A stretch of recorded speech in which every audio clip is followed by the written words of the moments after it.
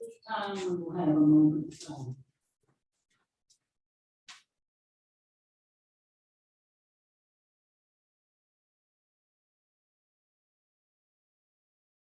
Thank you.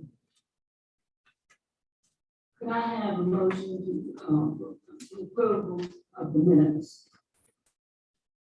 I make a motion that we approve the minutes.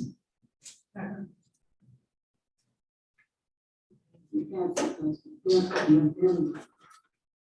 you include that, Ms. Martin. It's an addendum to, not addendum to the minutes, it's addendum to the, meeting agenda. So I'm just making a motion to approve the minutes from, February 14th. Thank you. Ms. Alice said. Thank you, Helen. Motion and a second. All those who approve, please vote. Thank you. Madam Chair, can you pull the mic a little bit closer to you so we can hear you? And, Okay, thank you. can you hear me now? Okay. I see what Ms. Martin said.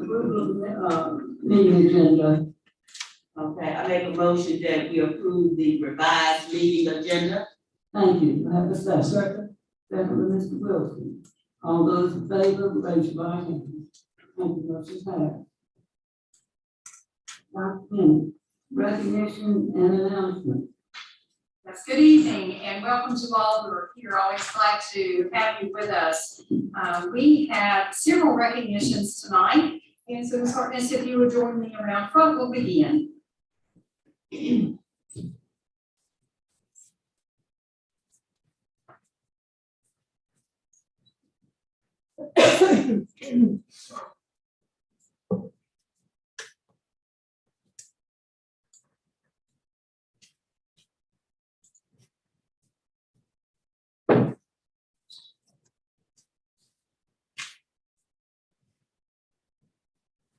So we begin this evening with the Optimist Club. It's always great to have partnerships in our community, and this is a great partnership. So Ms. Sandlin, would you like to share with us this recognition? Good evening. We are excited to announce the Optimist Club has afforded our principals the opportunity to apply for a mini grant of $1,000. And I would like to welcome Mr. Tommy Farmer and some of the other members to come present that. Okay.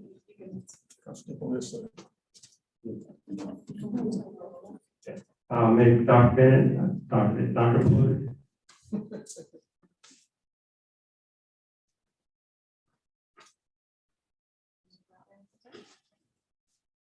If you'd like to join us right here, that would be fine. The Optimist Club was able to go and present $1,000 to LB Yancey Elementary School last week with the students present and some of the staff members. It was really, it was a complete surprise to Dr. Bullock, and so we were super excited. But tonight they are going to present her the official check. This will be used towards their PBIS initiatives at LB Yancey, and we're super excited for them.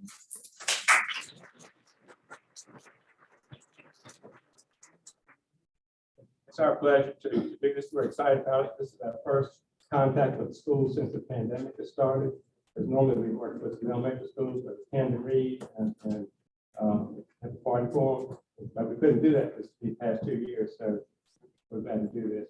Happy to present to you. Thank you. Thank you. We're able to start my shot real fast. Okay. Face that way towards Ms. Harkness. Thank you. 1, 2. Got it. Thank you. Thank you so much. And I would like to say, while Mr. Farmer is here, I would like to say that he taught me in elementary school. So I've known him a long time. It was his first year. So we was at New Hope.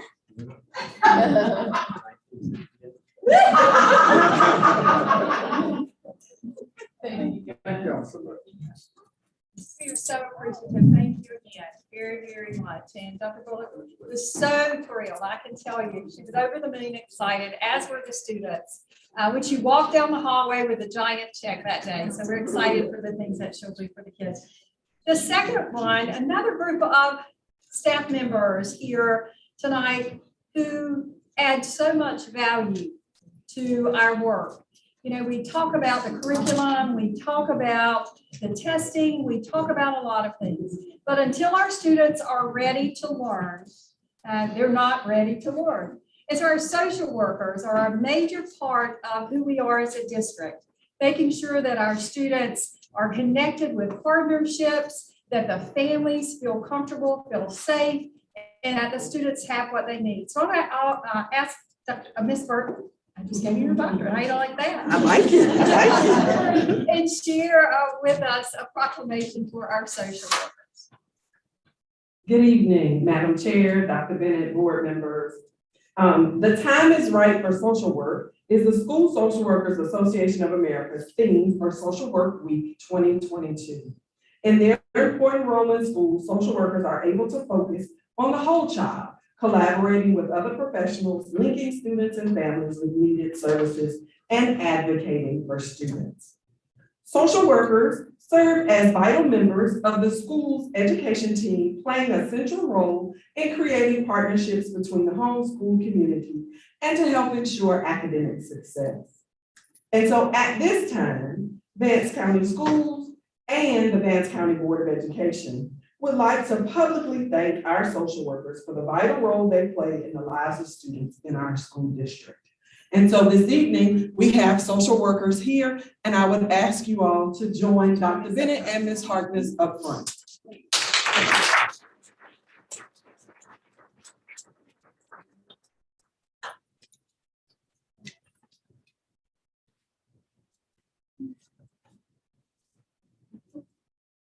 We also have a social work intern. Yes. I apologize. We also have a social work intern who has been with us almost the entire year, and she will soon graduate from North Carolina State with her MSW.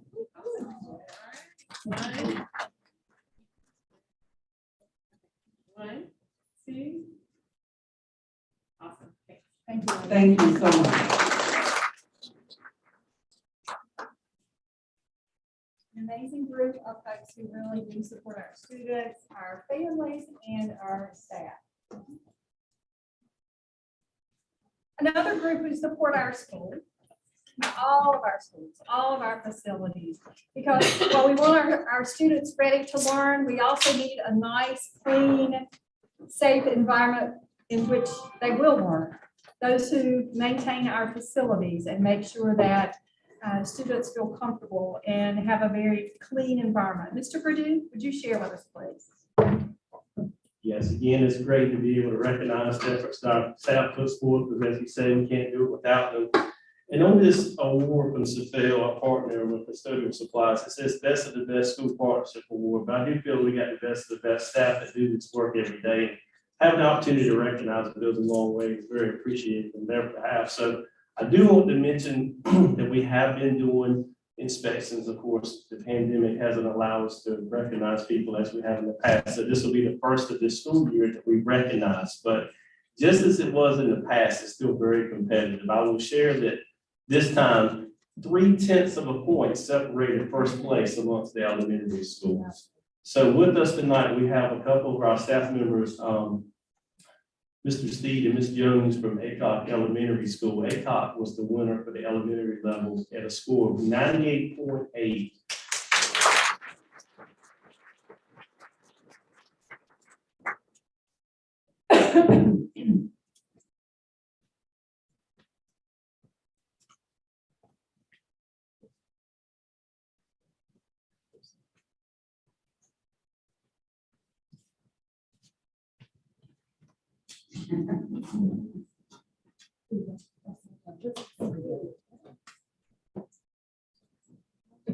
One, two. Awesome. Thank you.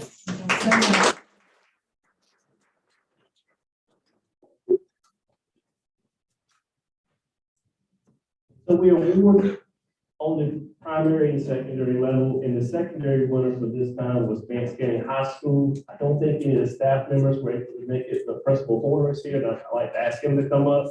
And I will say this, the score of the high school was 92.7, and we've recently made some new hires, and we've got some great staff in place now. We're making great strides to make the building at 100%. We may not attain 100, but we're shooting for 100. And I'd like to present this to Principal Horner on their behalf.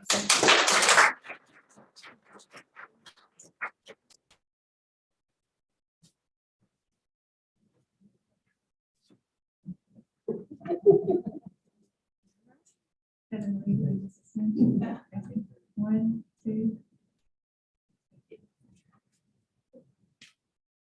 Thank you so much. So we have great social workers. We have great operations staff. We have great community partners. We also have a great technology department. Marsha wants to share with us a technology staff member who has received some honors. Marsha? So I'm going to ask Ms. Celeste Wilkerson to come forward, who serves on the board for the NCET, which is the North Carolina Educational Technologies Group, which is a significant help to technicians throughout the state of North Carolina, ensuring that technicians receive the training that they need and opportunities to further their professional development to continue to support our school systems.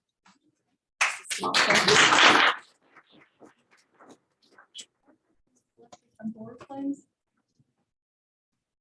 I don't mind if I don't take my mask off. It's I have a your choice. 1-year-old baby. 1-year-old. I mean, 1-month-old.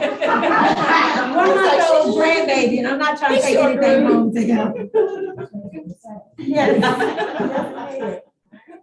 Everybody's like that. There you go. Yep.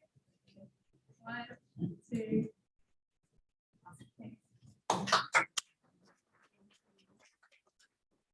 That's all of our recognitions. I think Celeste wanted us all to know she's a grandmother. Something to be proud of, for sure.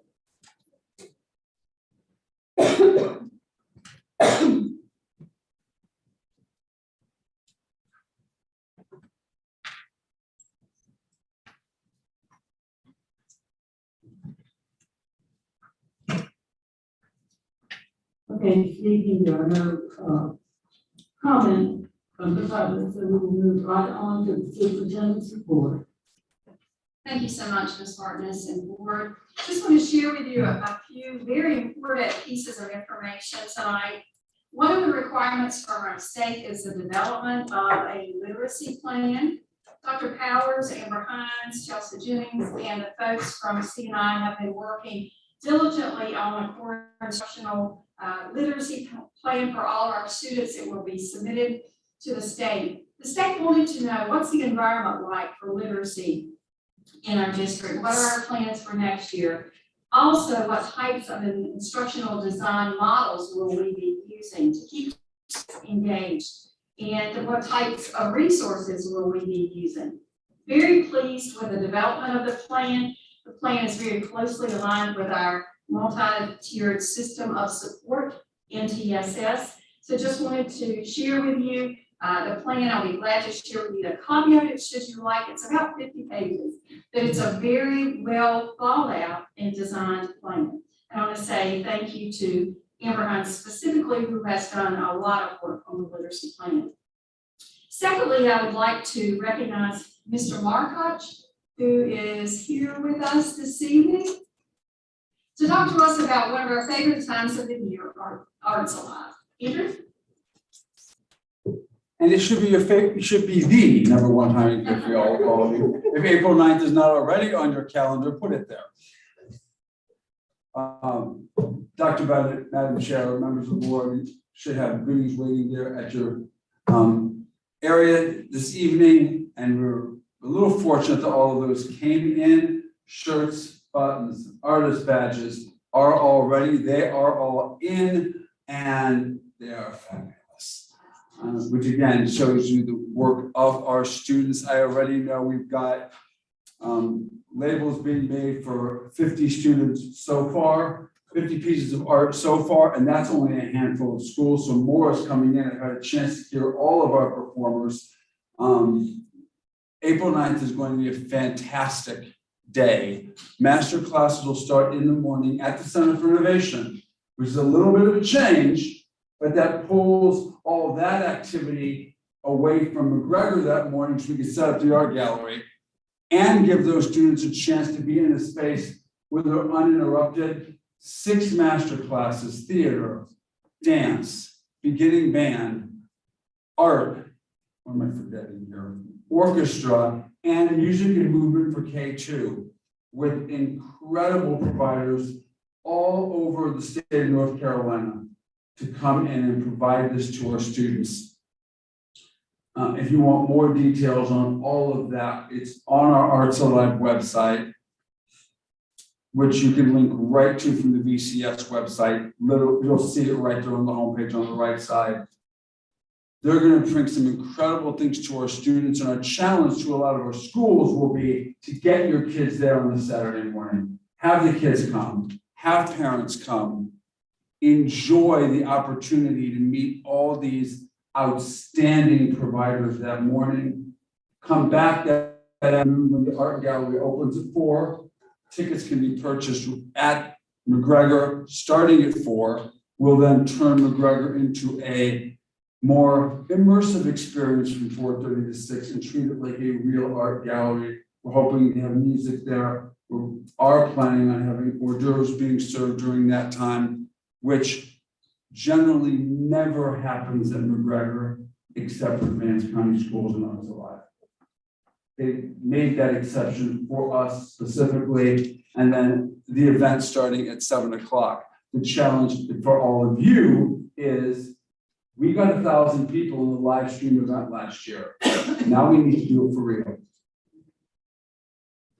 We need to sell the place out. There's no reason why we can't. This is an opportunity. You're going to hear some incredible kids. We have literally students from K to 12 performing. And some of what you're going to see in here will be amazing. And these guys are still working for another month to get better. I'm looking forward to it. I can't thank all of you enough already for all the support you've given it. And can't wait to see you on April 9th, all day long for this incredible event. Let me know if I can, if there's anything you need to know from me. But thank you all so very much. Thank you, Mr. Markoch. Thank you for the amazing job coordinating and organizing Arts Alive, and he has a few folks to help him, but I'll tell you, he is the one-man band, so to speak.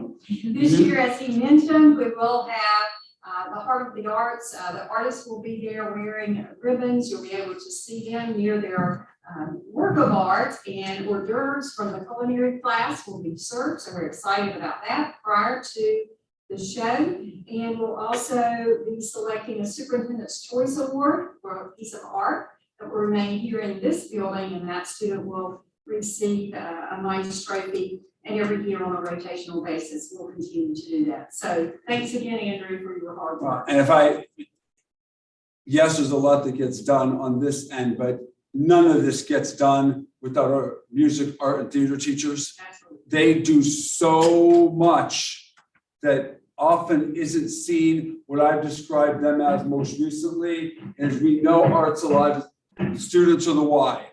They're the how behind the why. And that's extremely important. They work extremely hard to make sure that all this happens. And I can't thank them enough. It would be impossible to do without them. Absolutely, Andrew. Thank you again for your leadership. The next thing on the agenda, just wanted to share with you, you have copies of the draft calendars that we're looking at and are actually receiving feedback on right now for the 2022-2023 school year. And as I said, we're receiving feedback now from parents, from staff, and from other community members. We'll bring these calendars to you after the feedback has been received, and any changes that we feel need to be made. We'll be bringing this to you at the curriculum instructions and The other calendar that you have, we wanted to make sure that we moved as quickly as we could with informing our staff and our families of key events for the summer. So you see a June, July calendar, and I would like to propose to the board that as we have done in years past, that we move to a 4-day work week with 7:30 to 5:30 for our staff. If you'll notice on our programs here on the calendar here, all of our programs are Monday through Thursday.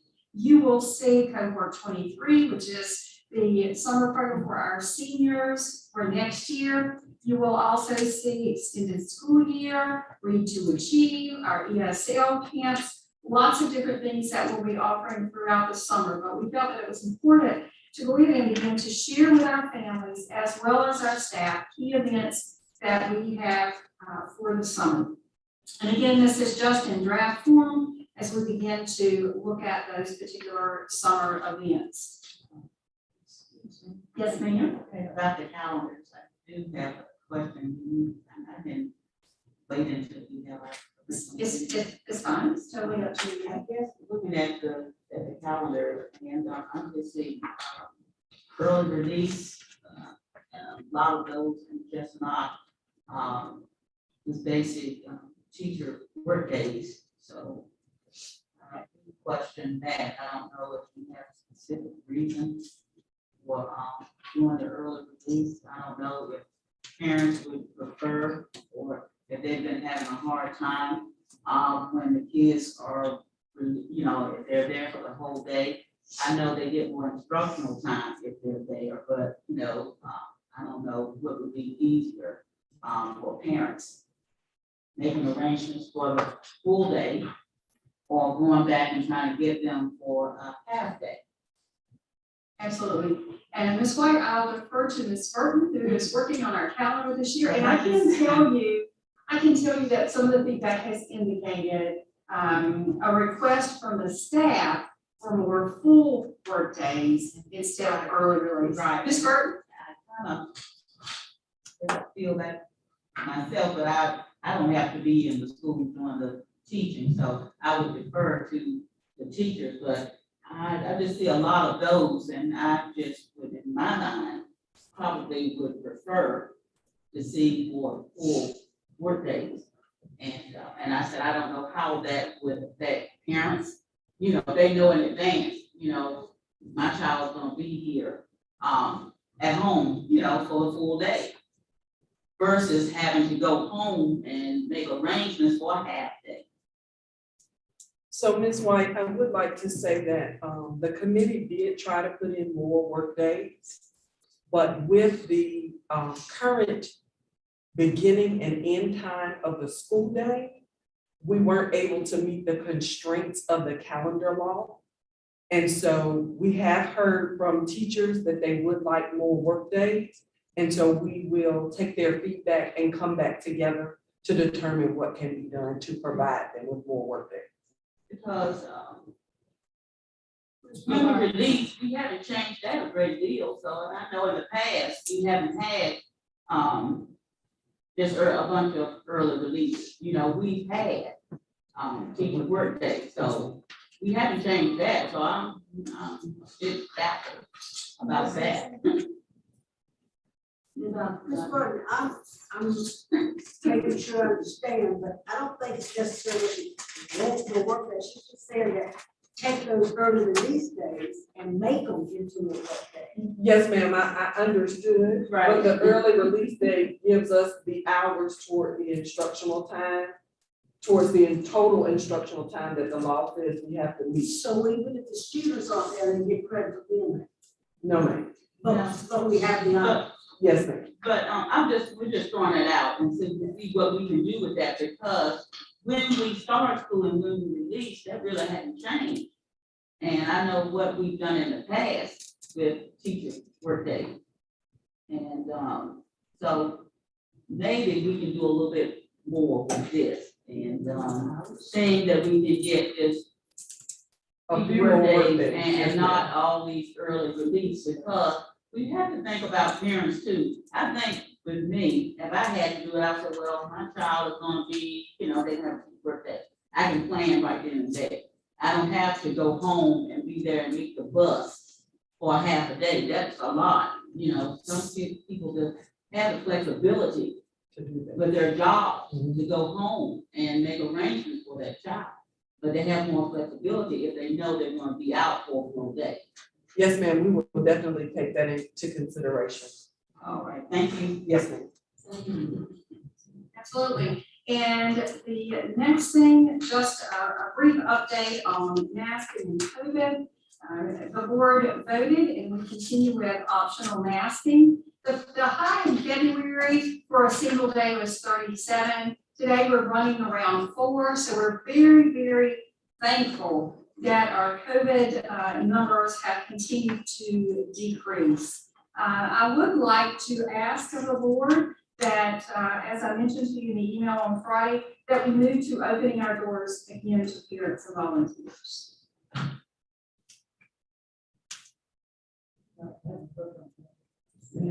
If that is a request, if the board feels comfortable with that, we would need a motion that we do have a policy that indicated we were closed to the public. One thing I would say on that, make sure it's marked in the door to where they need to go to see the principal or wherever you need to report first is well marked. Absolutely, sir. And allowing them into the building does not necessarily mean that they have to go down the hallways, that they are allowed to enter into the building. That's something that we could certainly as a board decide on and talk about, or if you're not comfortable, again, with opening our doors to parents and volunteers at this time, that's something you know, again, we can look at. Some of the districts around us have reopened. Our volunteers are asking when they might be able to return to the building. Those will be my questions. Yes, they are asking. And what the teachers, do they, feel comfortable, with teachers feel comfortable with, I know we're not gonna have 15 or 20 in the classroom, but are they comfortable with that? And I can be comfortable with it also. But I think we certainly can look at special cautions when allowing them in, no more than one adult in a classroom at a time. We can certainly look at very specifics like that, if that's the preference of the board. Again, I don't expect that we're going to just have a lot of folks in the building, but I will tell you, some parents are saying, my child's in kindergarten and I've never been to the room. I would love an opportunity to do that, but we can certainly set in a procedure very simple restrictions around the number of adults that we can allow in the building at any time, if that is your preference. it's certainly can be controlled by the principal.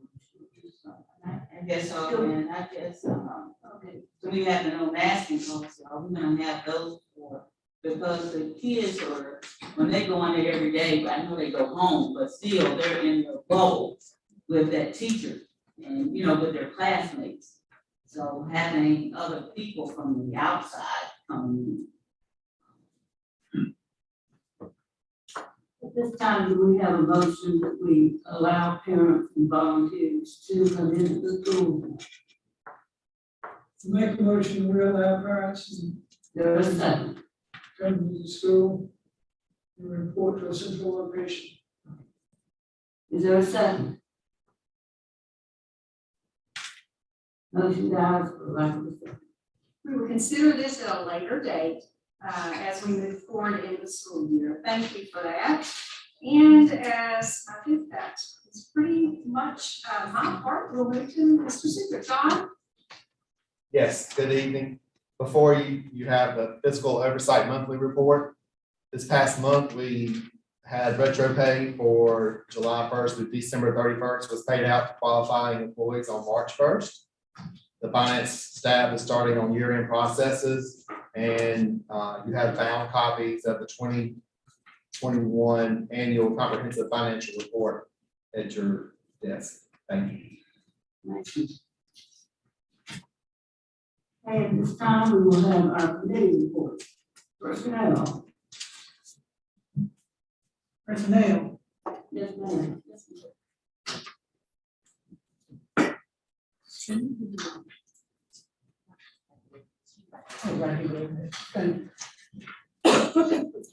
Personnel committee met on March the 8th, 2022. Committee reviewed employment resignations, retirement, leave, and transfer. In order to bring all personnel matters to the full board for approval, personnel addendum is being recommended for approval. Also. Can I have a motion?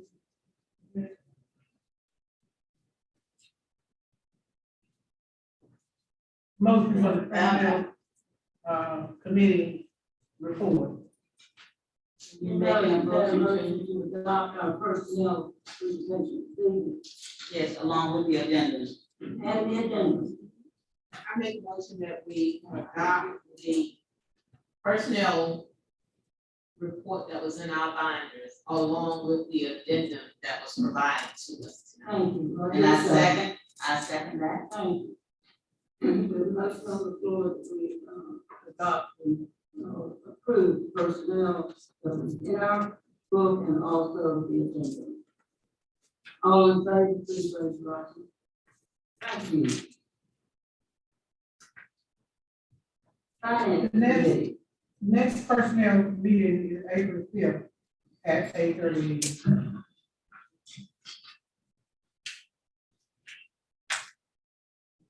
Mr. Smith. Good evening again. The Finance Committee committee met on February 23rd. Members present were Ms. White, Ms. Oxendine, Ms. Cobb, myself, Ms. Sandlin, Dr. Bennett, Ms.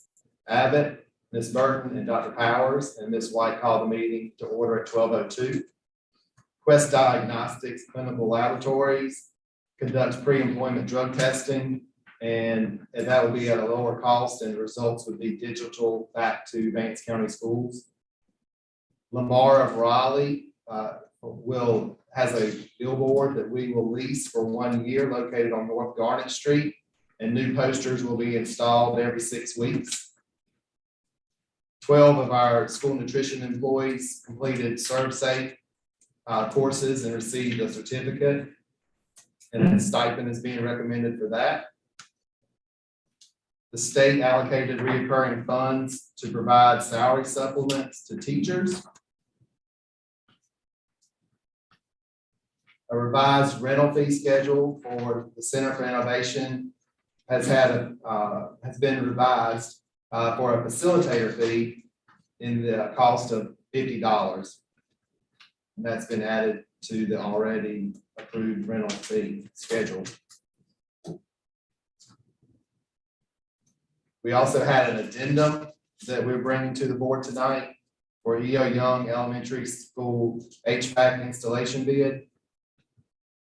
And that is before you as well. And so we would need a motion for all this. If I have any further discussion on those items that were mentioned by Mr. Suter, Quest Diagnostic, Lamar Raleigh with billboards, and also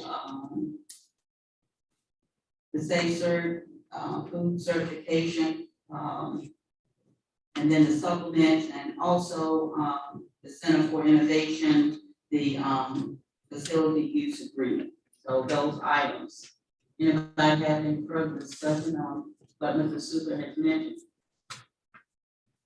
If not, I make a motion that we approve those items. I say, There's a motion on the floor to approve the item given to Ms. White. Is there any further discussion? All those in favor, raise your right hand. Ms. Suter, do you need a vote this evening for the contract? Yes, please, for E.O. Young HVAC installation bid, we are proposing MSS Solutions for $1.1 million, which will be funded through ESSER funds. Okay, do I hear a motion? I make a motion, all that you just said. I need to vote. What is the motion? The VAC, and it's done by the, what solutions? MSS Solutions. Yes, for E.O. Young. The E.O. Young. Okay. We have a motion on the floor to approve the cost of the services $1,120,691, 73 cents, which will be funded by user. Do I have a second? I second that. Thank you. Is there any further discussion? If not, if you approve, raise your right hand. Thank you.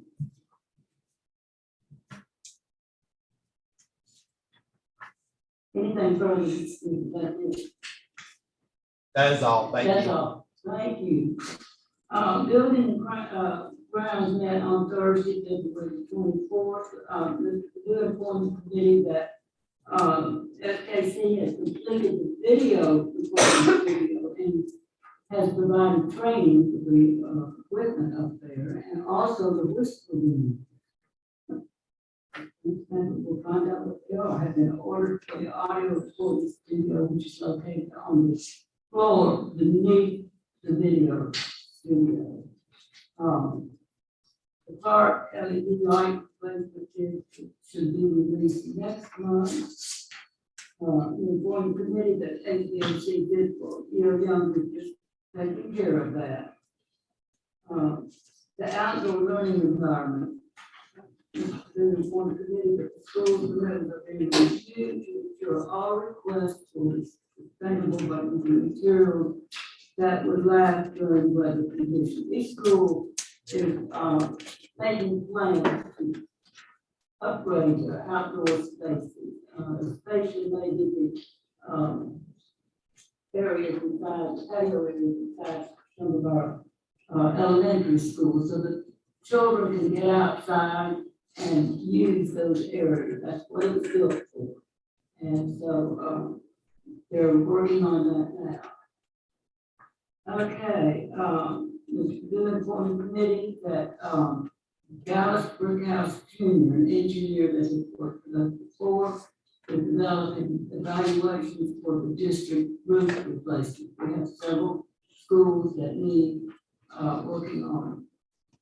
The informed committee that several groups have shown interest in the old Daddy School and which is Western Vance and the E. Johnson property. And he is looking into that as to what their pricing would be. The informed committee that the cost estimate for new bleachers at the high school would run about $200,000 for removal and replacement of those bleachers to include aisles and safety rails, which we do not have at this time. They will seat around 1,100 people. In your folder, you have the work orders, and I believe that's it for our building ground report. Curriculum, Ms. Wilson. Skip policy. Policy, You skip policy. Policy. skip policy. I'm sorry. Policy. Okay. Policy. Give me on February 23rd at 12:30, and Linda Cobb, Lloyd White, myself, Erica Sandler, Marsha Abbott, Dr. Gil Powers, Dr. Cindy Bennett, John Stewart, and Cheryl Burton were there. After calling the meeting to order, we turned it over to this fabulous lady, Ms. Burton, who explains everything in detail to us, and you guys have a copy of it, so I'm sure you've read it. But we went over 50/30, which was the community use of facilities, and we had some recommended changes to the policy. And two of those changes were noted, information placed in your board books, and you have those changes, and Ms. White made a motion to approve, and Ms. Cobb seconded, and I'm sure we have to take this to the board, even though we did discuss it everywhere else. So at this time, I'd like to make a motion that we approve policy 50/30. I'll make a motion to approve policy 53. Motion by Ms. Brown, second by Mr. Wilson, we approve policy 53. Is there any discussion? If you approve, raise your right hand. Okay, and then she explained to us that we go over policies every month, and we did the 9,000 through 9,400 policies. And she explained to us that these had no changes, and that is just in there for your information. And Dr. Bennett questioned why Vance County didn't rent to for-profit people and for the community use of facilities, and how could we distinguish nonprofit from admission fees and for-profit? And Ms. White stated that all organizations don't have the forms that indicate nonprofit. Therefore, Vance County might not know their status. So the fee schedule tier identification was discussed and how each organization would be identified. Dr. Bennett recommended a policy revision that would remove for-profit groups not being permitted to use the facilities and change tier 3 on the fee schedule to include nonprofit 17s and for-profit. And I would agree on it. Ms. Cobb stated the rules are subject to change at any time, and they are, so if there are any issues with revision changes, that could be made. And we adjourned, and our next meeting is March 23rd, 2022. Thank you. Now, Mr. Brooks. Okay. Thank you. The curriculum committee met on Thursday, February 24th at 9:30. Members present were myself, Ms. Gooch, and Ms. White. The staff present was Dr. Bennett, Gil Powers, Michelle Burton, John Souza, Marsha Abbott, and Amber Hines. The meeting was called to order at 9:30.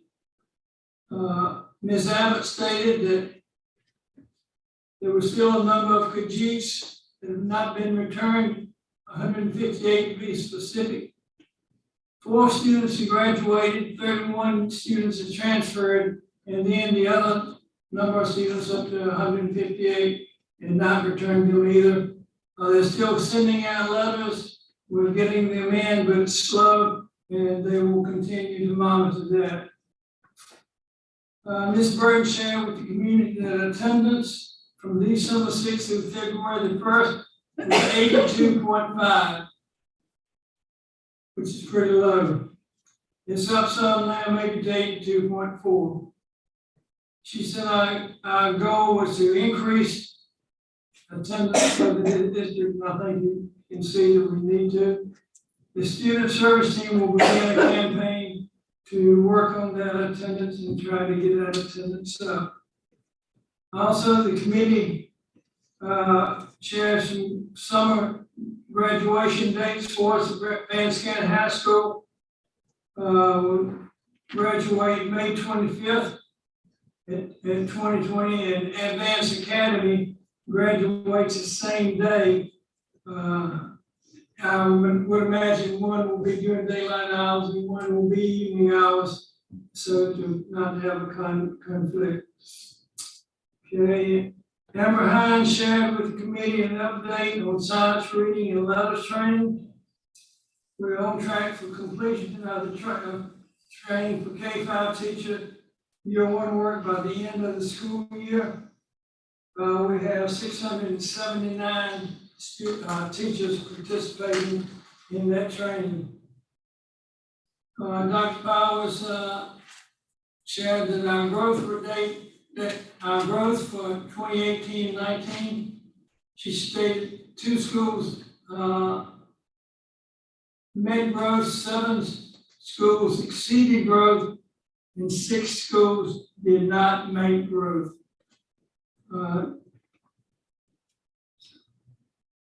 Ms. White, in the questioning and answer questioning period, asked, are we doing anything in respect to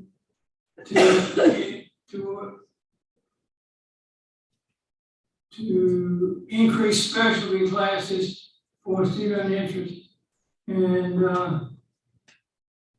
a shortage of teachers, it's one thing that's holding back on adding classes for student interest, and other things are not making that possible at this time. We offer music, art, PE, and year-rounds has some programs in STEM, and STEM has some specialty programs as well. But that was one thing we need to work on if and when we're able to do that. There were no other questions, and the meeting was adjourned at 9:30 a.m. And when is the next meeting? March 23rd, next meeting. Thank you. That's all. I make, there's one correction on the other. I did ask about the, specialty, classes, but, I was asking specifically about Spanish, if we were still using, Rosetta Stone. And that's not there. I did ask about that, and that really, I think we determined it wasn't being used. And what I did ask that we explore hiring Spanish teachers for the elementary, schools. So that was what I said, it's not exactly what's here.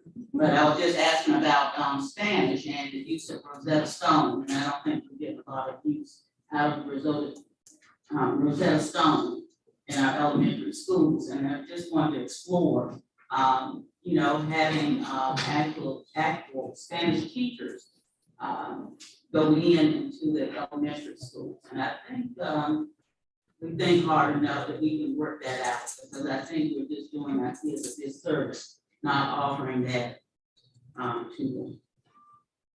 So I just want to make that correct. Thank you. Ms. White. Thank you. So the next meeting will be March 23rd at 9:30, and the meeting is adjourned at 10:03. Thank you.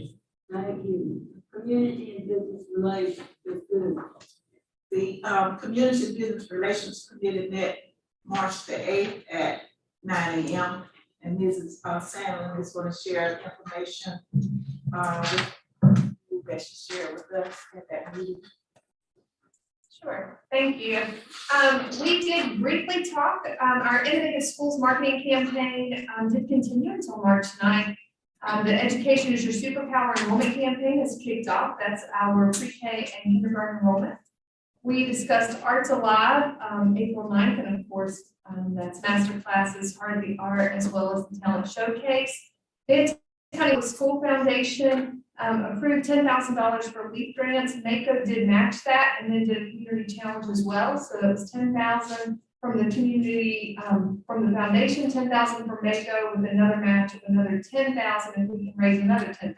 So that was excellent news. Arts Live sponsorships are due March 22nd. District coverage, we continue to increase our analytics and insights through our TBI report as well as our social media accounts. Our billboard is up, featuring our Superpower campaign currently. And our COVID dashboard continues to be updated, and our Air Force ROTC will present the color pledge anthem at the chamber banquet.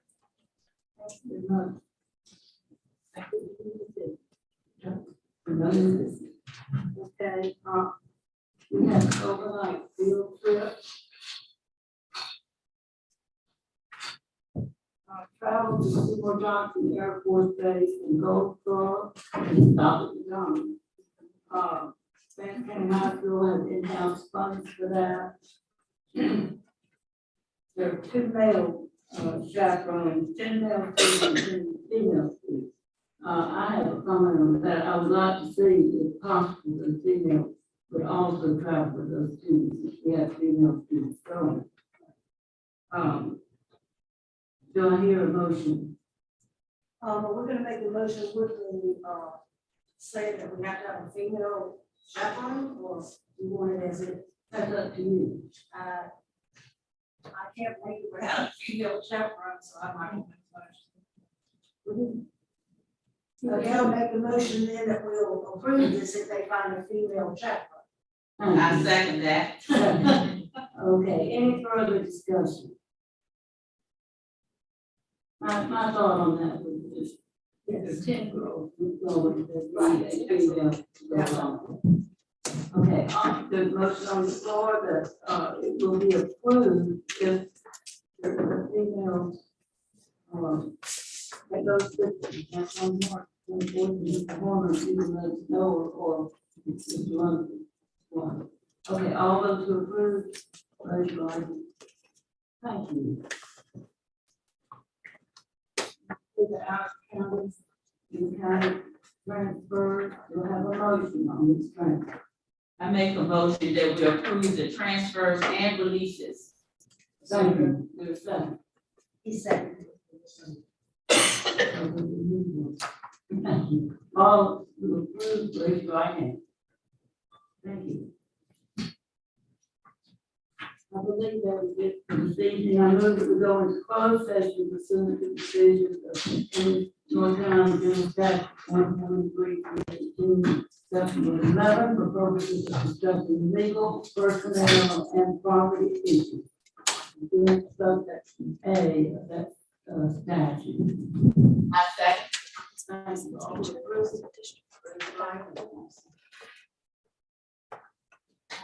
Ms. Ella?